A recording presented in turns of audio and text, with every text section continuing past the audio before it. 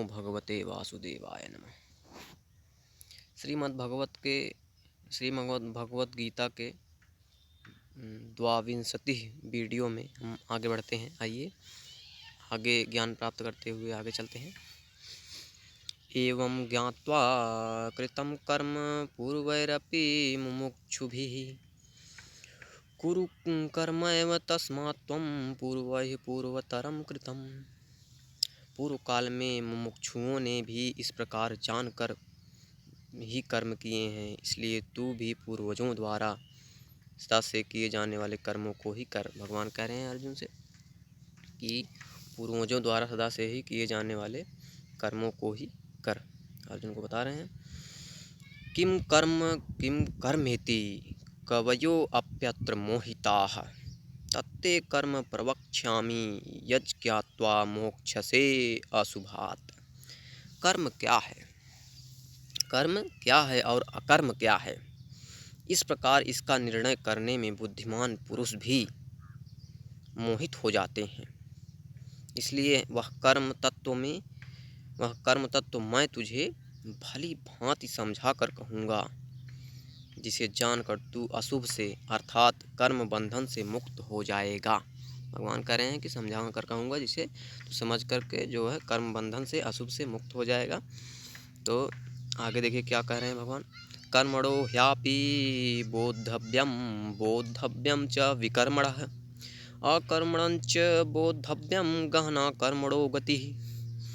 कर्म का स्वरूप भी जानना चाहिए और अकर्म का स्वरूप भी जानना चाहिए तथा विकर्म का स्वरूप भी जानना चाहिए, क्योंकि कर्म की गति गहन है। कर्मण्य कर्म यह पश्येद कर्मणि च कर्म यह स बुद्धिमान मनुष्येषु स युक्तः कृत्स्न कर्मकृत। जो मनुष्य कर्म में अकर्म देखता है और जो अकर्म में कर्म देखता है वह मनुष्यों में बुद्धिमान है और वह योगी समस्त कर्मों को करने वाला है।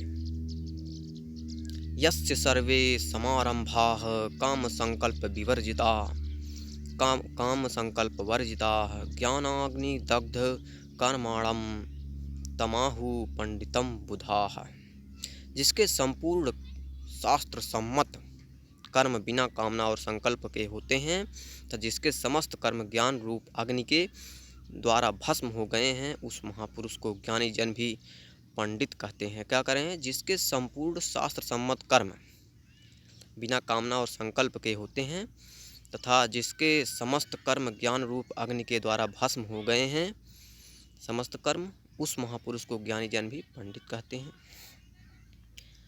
त्यक्त्वा कर्म फलासंगम नित्य तृप्तो निराश्रयः कर्मण्य अभिप्रवृत्तो अपि नैव किंचित करोति सः।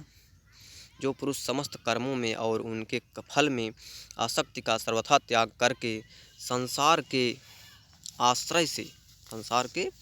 आश्रय से रहित हो गया है और परमात्मा में नित्य तृप्त है, वह कर्मों में भली भांति बरतता हुआ भी वास्तव में कुछ भी नहीं करता। मतलब कर्म करते हुए भी वास्तव में वह कर्मों में लिप्त नहीं होता, कर्मों में ही एकदम मोहित नहीं होता है। ठीक है ना।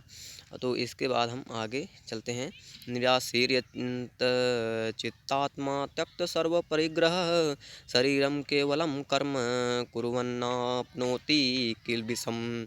जिसका अंतःकरण और इंद्रियों के सहित शरीर जीता हुआ है और जिसने समस्त भोगों की सामग्री का परित्याग कर दिया है, ऐसा आशा रहित पुरुष केवल शरीर संबंधी कर्म करता हुआ भी पापों को नहीं प्राप्त होता। तो भगवान ऐसा यहाँ बता रहे हैं कि जिसका अंतःकरण और इंद्रियों के सहित शरीर जीता हुआ है, जो अपने आप को जीत लिया है, जिसने समस्त भोगों की सामग्री का जो है परित्याग कर दिया है, ऐसा आशा रहित पुरुष केवल शरीर संबंधी कर्म करता हुआ भी पापों को प्राप्त नहीं होता। तो आज के लिए इतना ही। इसके आगे फिर हम बोलेंगे, पिछले श्लोकों को भूमिका बनाते हुए इसके आगे बोलेंगे। ठीक है ना। आज के लिए इतना ही। धर्म की जय हो, अधर्म का विनाश हो, प्राणियों में सद्भावना हो, विश्व का कल्याण हो, गौहत्या बंद हो, भारत अखंड हो। हर हर महादेव। ओम नमो भगवते वासुदेवाय नमः।